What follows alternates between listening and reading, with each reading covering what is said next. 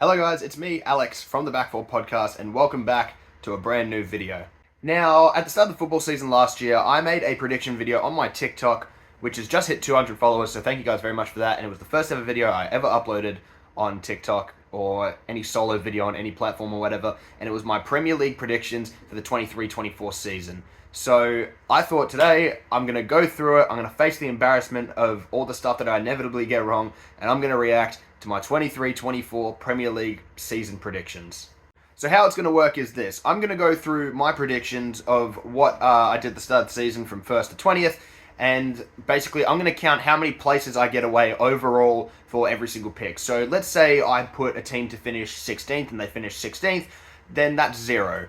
If I predicted a team to finish 10th but they instead finished 4th, that's 6 points. So essentially, it's like golf where I want to get as low as a score as possible. And for any of you lads that did Premier League predictions or anything, make sure to leave your results in the comments below, or make sure to DM them to me on the Back4 Podcast Twitter, or send in your own videos or anything like that. I'd love to see what kind of results you guys get, and we'll definitely be doing this again next season. I've got my trusty laptop here with the video up, ready to watch all the clips and everything. So let's pray to God that I don't make an absolute fool of myself and show that I have absolutely shambolic ball knowledge. I don't remember what these videos are, or the predictions are, sorry. I haven't watched this video in close to a year now, so yeah, let's get into it. Now, my first pick is going to be for 20th place, and that is going to be for Sheffield United. The Blades had a very impressive championship season last year, finishing second behind league winners Burnley. However, a lack of serious transfer activity, along with rumours that they're about to get rid of Sander Berge, their best player in my eyes, has led me to believe that they might be getting the wooden spoon. But keep your eyes out for Ahmed Ozic, the 24-year-old Bosnian centre-back, who scored 7 goals for the Blades last season. Okay, good start. Very good start here. All right, okay. I've got one right, at least. So, a lot of what I did say there did actually come to pass. Sheffield, not a lot of great transfer business. And Ahmed Ozic, I did think he was going to have a bit of a bigger season than he did this season. He was good. He was good for Sheffield, but maybe not as big as some fans may have been hoping for. But 20th place was Sheffield. I'm happy with that. I've got my first pick absolutely spot on. That's a good start. So 1 pick down, 0 points. My pick for 19th is going to be Luton Town. Luton shocked the footballing world by getting promoted to the Premier League, and after a few smart transfers such as Tahith Chong and Issa Kabore, they could possibly stay up. However, it is a young squad with those signings, and I don't think they have the team to be able to stay up in the league, but best of luck to Luton. Okay, that's actually not that bad. Alright, so I'm happy with that. With Luton, I did predict them to finish 19th, ended up finishing 18th, nearly survived relegation, but didn't in the end. And, it was unfortunate. I really enjoyed seeing Luton in the Premier League this season. But I did predict them to go down. They did end up going down. So, you know what? It's 1 point. I may have underestimated Luton just a little bit. But, you know what? I'll take it. It's close enough. At least I didn't make any sort of stupid predictions. For me, is going to be Nottingham Forest. Now, in the last 2 seasons, Nottingham have signed about 3 starting 11s worth of players. But is it enough to keep them up? I don't think so, personally. I'm not a big fan of Steve Cooper, and I don't think he's got the facilities to keep this side up, especially with all the changing around of the starting 11 and not knowing what his best actual team is. It's going to be a tough season ahead of them, maybe a few more transfers in the works, but as of now, I've picked them to finish in relegation places. Okay, that's another one. Okay. That's not bad. I did predict Nottingham to go down. They did finish 1 spot above the relegation zone, so it's actually really not that bad. I'm actually quite happy with that prediction, because I saw a lot of people saying that they would finish a bit higher up the table, especially with all the signings they were making. They have made some good signings, don't get me wrong, but I was predicting them to go down. They didn't end up going down, but I'm happy with only being 1 off. I think that's pretty good. It's a good start so far. It's actually really a good start so far. Now in 17th, I've got Wolverhampton Wanderers. With the recent news that they've sacked Julian Lopetegui as manager, it's not looking too great right now, especially with just selling Ruben Neves as well and losing Raul Jimenez over to Fulham. Wolves are in a bit of a dark place right now, and the transfer business has not been there. However, I do think they still have the squad to be able to stay up, but just barely. And if they get a good manager, they should stay up, but it's looking like dark times now over at Molineux.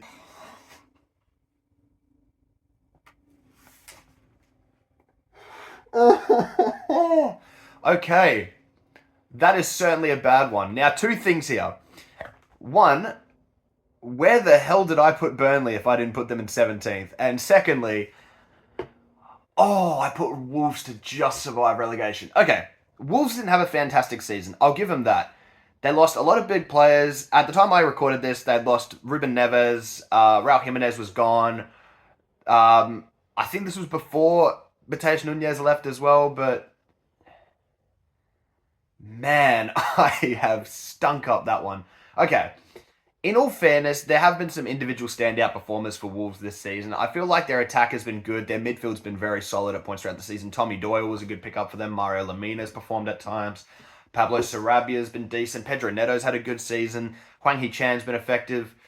I couldn't have foreseen that coming. So I understand why I've gone for the points I did as to them just surviving relegation. They did survive a bit more comfortably than that, but it's not horrifically off, but I really would have rather gotten a bit closer there, so I'm a bit disappointed, I can't lie. Now, next up for me is going to be West Ham. It's a tough one with West Ham. They had a very impressive preseason beating Tottenham Hotspur. Is that enough? Is it a good indication of how the season's going to go? I'm not too sure. The squad what they have right now is not the best, not the worst. Some star players like Lucas Paqueta and Jared Bowen. However, I am slightly suspicious that Paqueta will make a move, and for now, I'm just going to play it safe. I'm going to put them in 16th.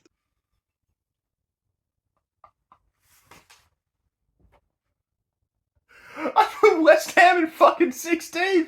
Oh my god! What am I doing? What am I doing? Oh my god, what was wrong with me? Why did I put... They won a fucking European trophy last year. Why did I put them in 16th? Oh! Okay. Well, just a few things there. Quite obviously, they didn't finish 16th. They finished 9th. And Brentford finished 16th. Oh my god, that's bad. Okay.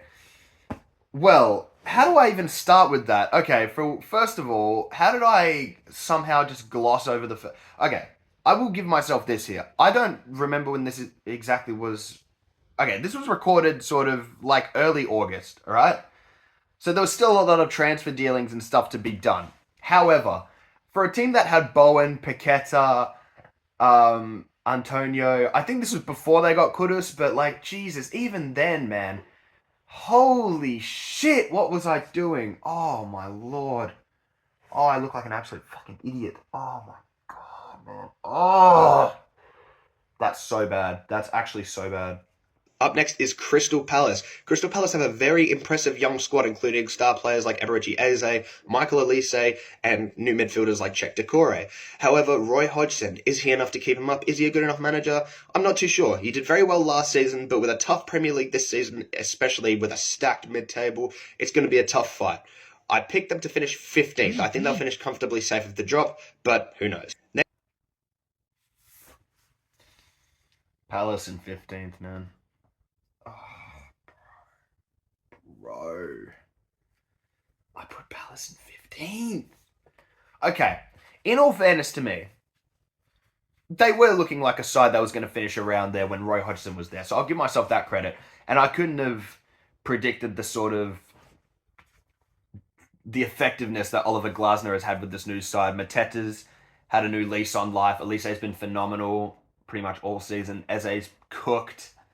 Defense has been solid. Midfield's been good. Czech Decore's been good, man. Like, okay. Well, such a promising start has just been absolutely ruined by my last two picks.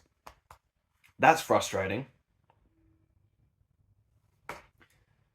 Fuck's sake, man. I'm so dumb. I'm so fucking dumb, bro.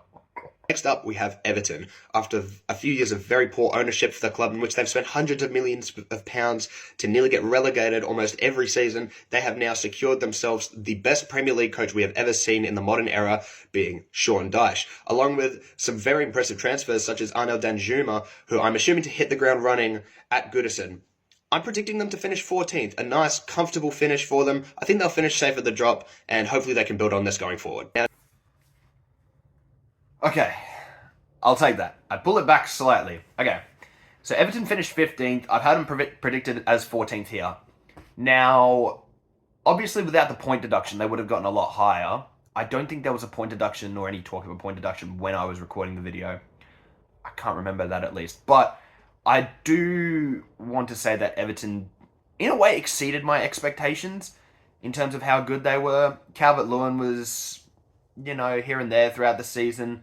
Branthwaite has made an absolute statement.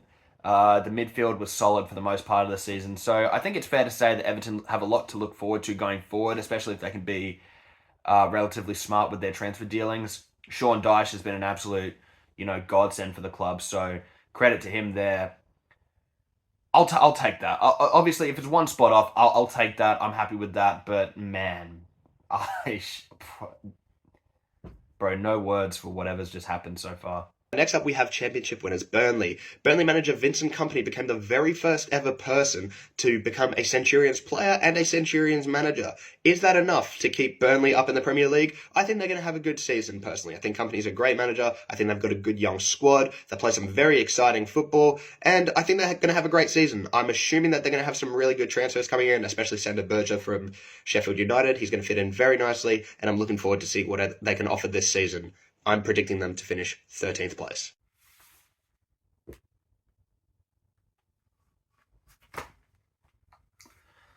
Burnley 13th, Man said Burnley 13th.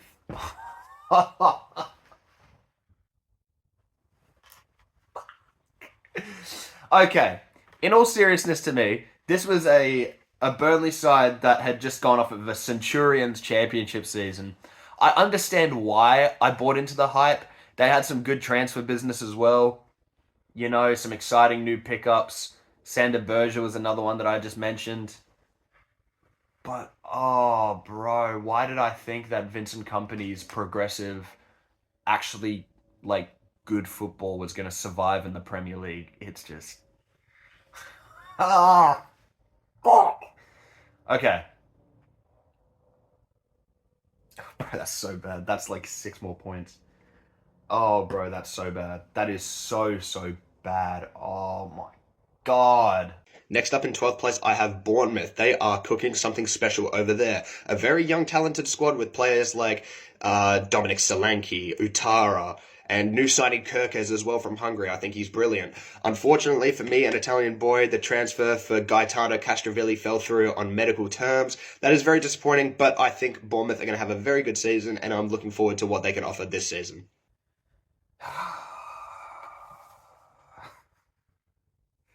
Okay. Bournemouth in 12th is actually spot on. And I don't know how. I knew that Bournemouth were going to cook me up something nice this season. And thank God, they have redeemed me.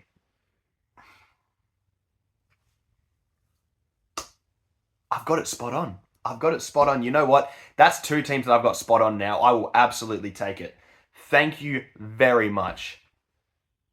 I'm scared for what's to come forward here because I've gotten a lot wrong here and there's still a few teams that I missed out on. And there's one here that I'm looking at. Where did I put Brentford? Because they finished 16th and we're up to 11. We've just finished 12th. I've still not seen Brentford yet.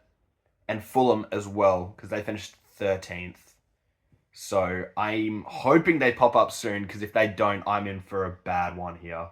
Next up, just outside the top 10, I have Brentford. Now, if you asked me this question before Ivan Toney got suspended on his gambling charges, then I probably would have put them in top 10. However, it's a bit difficult to sort of judge what their output is going to be like. They have some good players, Brian Mbomo, Wissa, new signing Shaldo on a permanent deal. It's going to look good for them, and I think they can absolutely challenge for top 10, but I'm going to keep them just outside for now. Okay. Ooh, okay. I'm not happy with it. It's plus 5 points, sorry. But at least at least Brentford's there. At least Brentford's there. I can leave it. They were so poor this season, man. Oh my God. Okay, first of all, losing David Raya was obviously going to be, bad. But Flecken was a good replacement. They had Strakosha as well. They had some solid goalkeeping depth, but I don't know, man. The defense just wasn't there this season. Thomas Frank's whole system just wasn't working. And obviously you can say, look, they lost Ivan Toney for 6 months, and obviously losing your star striker for 6 months is going to hurt any team.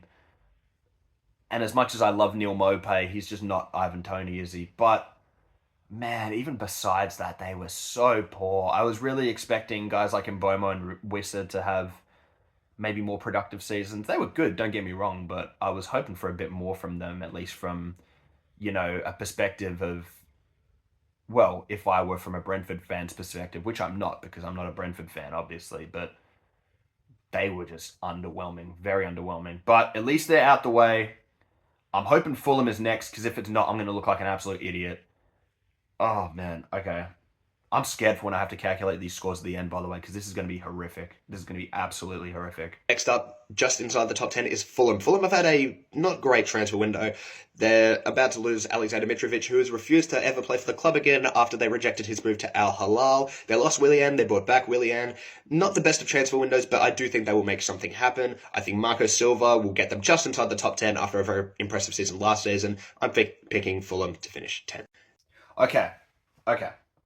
That's not bad. Okay, Fulham in 10th is not bad. Okay, the reason I expected them to finish higher is because I was expecting some more transfer business to come through. I didn't expect the whole João Palhinha saga to go through and everything like that. So obviously that's why I'm so confident on them finishing higher. Obviously João Palhinha did end up staying. I think he got injured at some point as well. Look, Fulham have had a good season. Obviously, like I mentioned, João Palhinha has had a good season. Muñiz has come into his own towards the back end of the season as well. Adarabioyo's had a good year. Leno's had a good year. So all around, Fulham has just been pretty average. And I think that's a good place for them to be right now. Just pretty average. A slow, good rebuild with some younger players hopefully coming through. They need to get some more youth in that squad next season to hopefully build towards a better finish. But I'm expecting them to finish around sort of similar area next season. They strike me as a club that's going to be, in the Premier League to stay for another few years, which is good. I personally like Fulham as a club. So, look, I'm happy with that. Actually, no, not really. I'm 3 spots off, but whatever. It could have been much, much worse. Next up is Brighton. Now, Brighton do have an impressive young squad. However, they are about to lose Moises Caicedo, which is a very big loss for them. Can they replace him like for like? Probably not. However, I do think they'll still have a good season. They will miss out on Europe, in my opinion, as I don't think the squad depth is there. But De Zerbi is a fantastic manager, and if anyone is going to get them into Europe, it is going to be that man and what he works up over there. But as for now, I have them finishing 9th. Okay.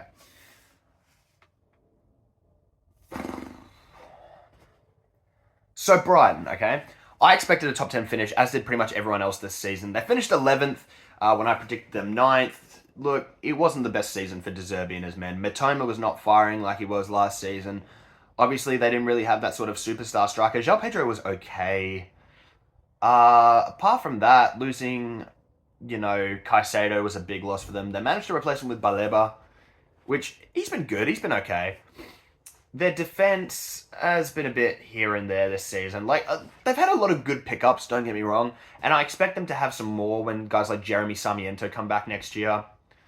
But it's just, I expected them to do a bit better, and they sort of just were underwhelming this year, which is very unfortunate because, I love Roberto De Zerbi and Brighton and that whole pairing. So to see them not be able to do as well this season is a bit disappointing, but it's only a 2-point difference for me, so I guess I'll take it. That's actually really not that bad. Next up, and this is going to be a very controversial pick, but 8th place, I have Newcastle United. Newcastle had an incredible season last season, finishing in the Champions League places. A brilliant attack with Callum Wilson, Alexander Isak, Alan St-Maximin, and others.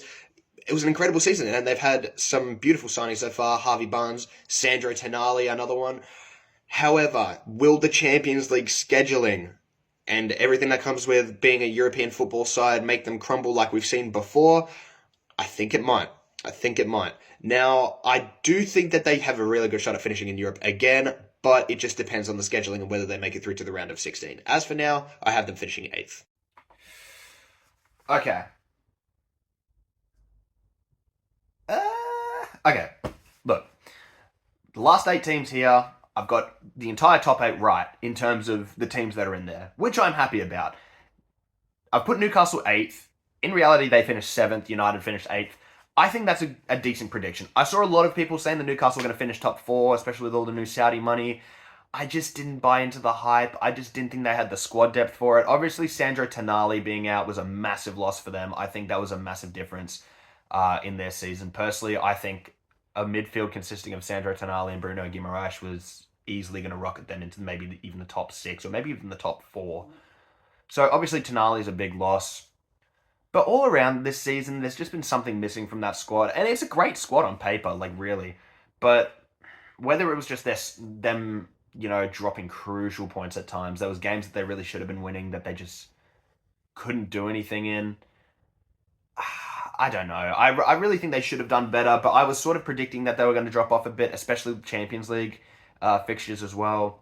So I'm glad to know that I at least got that right, but disappointing that I only missed out by 1 space. But I'll take it. It's not bad. I really wish I would have got that bang on, though. I really wish I would have got that bang on. In 7th, and I have Ange Postecoglou's Tottenham Hotspur. I'm expecting them to make Europe this season. I hope they do. They haven't had the best of transfer windows, let's be honest. They've struggled and took a long time to bring in a centre-back. They have got James Maddison, which is really good. Manor Solomon, I think, is a great signing for them, but all the drama around Harry Kane is a big what-if. If they lose Harry Kane, that is going to be a big, big loss, as Richarlison is not that guy, pal. However, I do think they will make Europe just. They will be competing very heavily for it, but I think Ange Postecoglou is the man to do it for him. Ooh, okay. Oh, God, where did I put United, man? Oh, no. Okay. Tottenham I put 7th under Big Ange Postecoglou. Now, I didn't expect them to have an incredible start to the season that they did. Obviously, they dropped off towards the end, meaning that they didn't get Champions League football, which is unfortunate. I wanted to see Tottenham in the Champions League next season, even though I put them 7th, which is not a disservice to Ange or the team. It's just mainly me saying, how badly are they going to miss Harry Kane and his goals? And it turns out quite a bit. Look, all due respect to Richarlison, but he's not Harry Kane. If they had a better striker this season, I really honestly could have seen them finishing in the top, obviously in the top 4. But look, they've had some players that did well this season. Son had a great season. Kulusevski did okay at times. Brennan Johnson was okay at times. Maddison was very good until he started picking up his injuries. Romero was an absolute rock at the back. Vicario was phenomenal in goal. I think Udogie and Porro are showing a lot of signs of promise.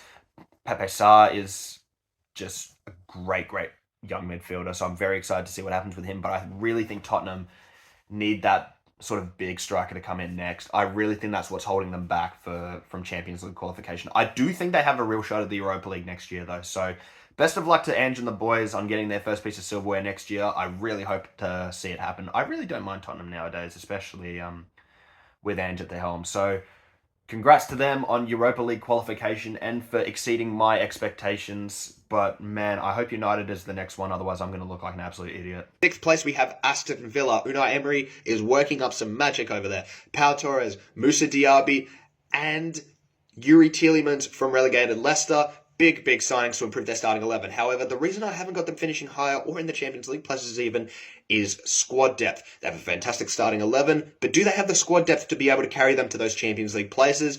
I'm not too sure. We will see. But as for now, they have a fantastic squad. They look like a top 6, a top 5, even a top 4 team. But do they have the squad depth to carry them through? That is the big question, and we will see when the season starts. Ooh, okay. Villa in 6th. That's annoying. That is very annoying. Because... no! Okay, Villa had a great squad going into this season, and my main concern was squad depth. Now, can you blame me? Can you really blame me for being concerned with the squad depth? I mean, you look at guys like Ollie Watkins.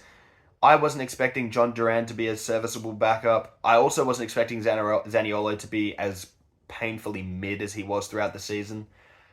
But nonetheless, Leon Bailey was just much better than I thought he was going to be as well.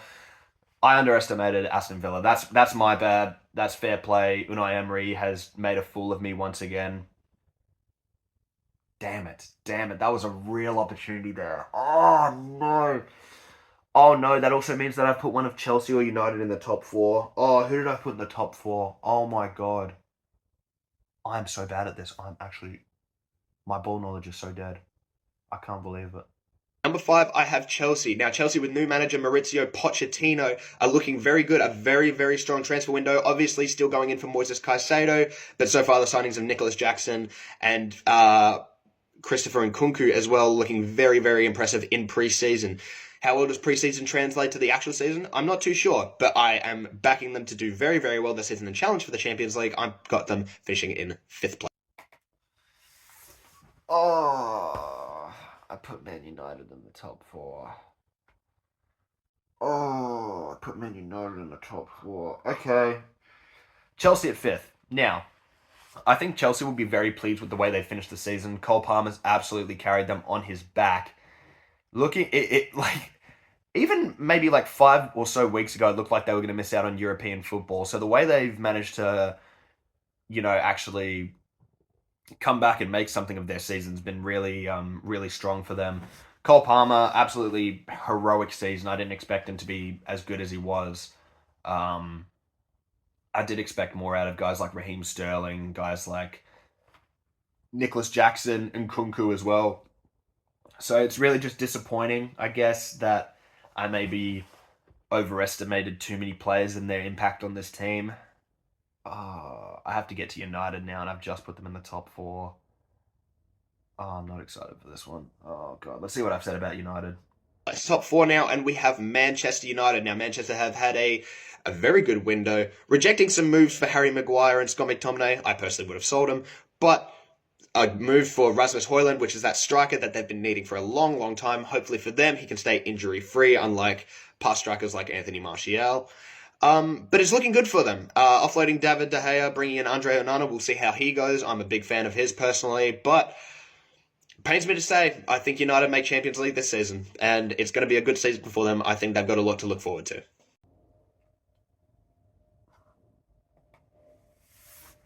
Bro, I just need to shut up. I just need to stop with these fucking predictions, bro. United top 4. What was I thinking, bro? What was I thinking? Oh, man. Okay. In all fairness, I don't think anyone could have predicted how bad Onana was at the start of the season. Onana's form cost United so many points. I'm not even gonna beat myself up on that. Also, their injury crisis throughout the whole season as well. Fair play. I didn't see that coming. How can you even predict something like that? Like, come on. You can have a season where your team gets 10 serious injuries. Or you can have a season where you get none. Like a season full of serious injuries was the only thing that separated City and winning the league title 7 years in a row. So, man,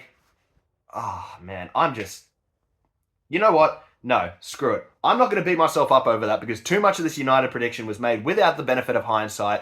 And with the benefit of hindsight, I would have seen that they had so many injuries, their star signings were shit, and whatever. So, at least I got the top 3 right. Let's hope I get this in order, please. Come on. Finishing at 3rd place, I have Liverpool. Liverpool have had an impressive transfer window. Alexi McAllister, Dominic Szoboszlai. Some very impressive names joining the club, and I think it's going to be a good season for them. They've needed to overhaul their midfield for a long time. Jordan Henderson is gone, which is a bit of a concern, as with Fabinho. I do think they need to bring in a defensive midfielder, and the move for Romeo Lavia is going rather slowly for them, but I think they'll get it over the line, and I think they'll round out the top 3. Could they challenge for the league? I personally don't think so, and I hope not, but they're looking good. They're looking very good, and I expect them to challenge for the league, not this season, but the season after. Ron is... Okay.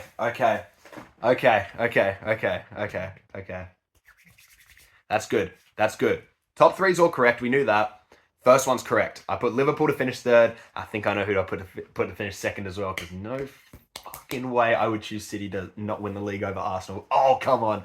Okay. So Liverpool 3rd. The reason I put Liverpool 3rd, mainly just because they had some big losses over the season. Not Mohamed Salah, sorry. Sadio Mane was a big one. Obviously, Roberto Firmino, Jordan Henderson. They lost a lot of that core leadership group. Fabinho as well was a big loss, and they never really replaced Fabinho properly, which was a major concern. Szoboszlai, I expected to be a lot more impactful than he was this season. So I'm glad that didn't influence my prediction too much. Obviously, Jurgen Klopp is leaving Liverpool now to be replaced by Arne Slot, so I'll be interested to see how that move actually works out, as to whether Arne can actually get the best out of this Liverpool side and get them challenging for the title again. Look, it's just been a weird season for Liverpool. They started really strong, very, very strong towards the middle of the season, and then they just started to fall off. They dropped way too many points, lost needless games. That loss to Everton that loss to Everton just final nail in the coffin for them, really. So it's been a poor season for Liverpool all round. It really has. The loss in the Europa League as well to Atalanta over 2 legs was just really bad. So look, they've got a lot of rebuilding to do, Liverpool. I don't know if Arne Slot is the man. I maybe would have looked for someone more high profile. Maybe there wasn't anyone available, but I'm happy that I got my prediction bang on. Oh man, if I put Arsenal to win the league over City, I'm actually going to delete my channel. I will delete my channel fully. I promise you that. Oh please. Oh please. Up this season, I have Arsenal runners up last season as well, adding some very impressive names: Jurrien Timber, Declan Rice. They have a fantastic squad now. They're building some great squad depth. They've lost a couple of sort of key players from last season, namely Granit Xhaka, but I expect Declan Rice to fill that in seamlessly. Can they challenge for the league? Absolutely. They did it last season, and I think they're even more dangerous this season with the squad that they have. Mikel Arteta is getting better as a coach day by day, and I expect it to be a very, very, very entertaining title race this season with them and my number 1 pick. Get in there, boys. That's what I'm talking about. Okay. Arsenal to finish second. I did predict it. Let's go. I got the top 3 absolutely bang on. Oh, get in there. Fucking hold that, lads. Don't ever doubt my ball knowledge ever again. Okay. Now, Arsenal to finish second. I did call... Look, they made some very impressive transfer business over the summer. Jurrien Timber, he did have his massive injury, which was unfortunate for them. He was some quality depth for that side while he was there. Declan Rice was an absolute stalwart in defense. Oh my God, man. Who else? But I don't even know. They just made some really solid signings this season. That's all I can say. Look, Arsenal were a very, very valiant challenger for the league. They dropped way too many crucial points. The loss at Aston Villa, the draw at the draw against Man City. Look, I don't know what it was. I never really sort of thought of Arsenal as a serious title contender. Even when they were ahead, I always just sort of felt that they were going to drop off. And that's something that I never really felt when City were going for the league title band for band with Liverpool, but I just felt it against Arsenal. I just didn't feel like that side had the mentality to win the league. And the way they approached certain games, especially the game against City, where with the benefit of hindsight, if they won that game rather than drawing it 0-0, they would have won the league. I think it's easy to see why some people predicted them to win the league with the squad that they had and the way Arteta was playing, or setting up his squad and the way they were playing their football. But with the benefit of hindsight, which is a bit unfair to judge because, hindsight's a hell of a thing. But I'm glad I got this right. Oh my God. And that means that first place, I want to hear that video again, bro. I want to hear what I'm saying. I want to big myself up because we got it right. Come on, lads. Come on. And number 1 is obviously going to be my team, Manchester City. Now, Manchester have had a mixed transfer window so far, losing Riyad Mahrez, losing Ilkay Gundogan, but bringing in names such as Joško Gvardiol and Mateo Kovacic. They have not a lot of great winger depth, which is a big, big concern for a lot of City fans, but personally, I think it's not horrible. I do expect them to bring in a creative midfielder instead of a winger, as the winger market right now is a bit shit, but it's looking for like a good season for them. I think they have the squad depth to carry them over the line as always, and I'm hoping they're going to become the first Premier League team to make it 4 Premier League titles in a row. And you best believe it. He's only gone and done it. Top 3 predicted absolutely perfectly, and league winners this season. Kiss that fucking badge, mate. 4 in a row. 1, 2, 3, 4 Pete on the bounce, baby. First time in English football history. Man City has done it. The league winners, the winners that I predicted, we've only gone and done it. Oh, mate, what a season it's been for us. Mateo Kovacic has been one of the signings of the season, absolutely. In terms of value for money, he's been absolutely phenomenal. Joško Gvardiol is going to prove to be a City legend. I'm absolutely confident of it. Just Jeremy Doku, I don't think he was signed at the time of me recording that video. Neither was Mateus Nunes, but they played their parts in that season. Very, very happy with their performances. It's just been an overall fantastic season for City. So many crucial moments. That Oscar Bob goal against Newcastle, he really, really sort of staked his claim to be involved in the team at that point. Erling Haaland had a bit of a slow season, which I didn't expect, but Phil Foden absolutely, stepped in, took place. Premier League Player of the Season as well for him. So that's absolutely phenomenal. I'm so proud of Phil for the season he's had this season. Oh man, I'm riding this high of knowing that I got that down to a T. To a T. Ladies and gentlemen, that's going to be it for this video. I hope you all enjoyed my Premier League season predictions. I don't know what the final score is, so I'll leave the final score right there. Let me know if you guys did anything similar, and let me know what your actual scores were at the end. See if you can beat me, and next season we will be doing this as well again. So make sure you leave a like and subscribe on the video, share and whatever. Share it with your friends. See if they have better ball knowledge than I do. I seriously doubt it because I'm an absolute tactical whiz. I'm just joking. I'm an actual idiot considering some of the takes I had, such as West Ham finishing 16th. What the hell was I thinking? Oh my God. Oh, I'm still pissed about that one. But I'm going to leave it there. Thank you guys so much for watching. Until the next video, stay safe, stay healthy, keep watching the Premier League. Come on, the City boys.